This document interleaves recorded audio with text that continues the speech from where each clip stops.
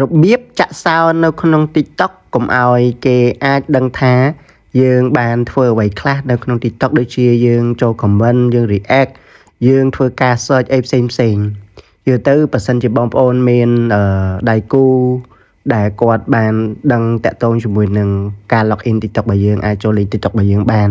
ហើយយើងចង់បិទកុំឲ្យគាត់ដឹងថាយើងបាន like react ឬក៏មើលតាក់ទងជាមួយនឹងសកម្មភាពរបស់យើងលេងនៅក្នុង TikTok បានគឺយើងអាចធ្វើការចាក់សោបានអញ្ចឹងជាទូទៅដើម្បីអាចធ្វើការចាក់សោបានគឺបងប្អូនចូលមកកាន់ TikTok មកបាទបន្តមកទៀតបងប្អូនចុចកន្លែង tre 3នៅខាងលើបន្ទាប់មកវានឹងចេញលក្ខណៈបែបនេះអញ្ចឹងបងប្អូនឃើញកន្លែងនេះ activity center នេះអញ្ចឹងបើសិនជាដៃគូរបស់យើងគាត់ log in ដែរគាត់នឹងដឹងថាយើងបានមើលអីខ្លះយើង comment អីខ្លះយើង search អីខ្លះឬក៏ mention អីផ្សេងយើងលុបអីខ្លះគឺគាត់ដឹងទាំងអស់អញ្ចឹងដើម្បីបិទកុំឲ្យគាត់អាចចូលមើលរឿងទាំងអស់ហ្នឹងបានគឺបងប្អូនគ្រាន់តែចុចកន្លែងនេះសញ្ញារូបស្ពឺនេះកន្លែង setting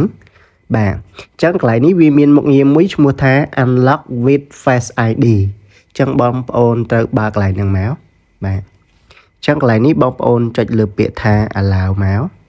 អូខេអញ្ចឹងមានន័យថានៅពេលដែល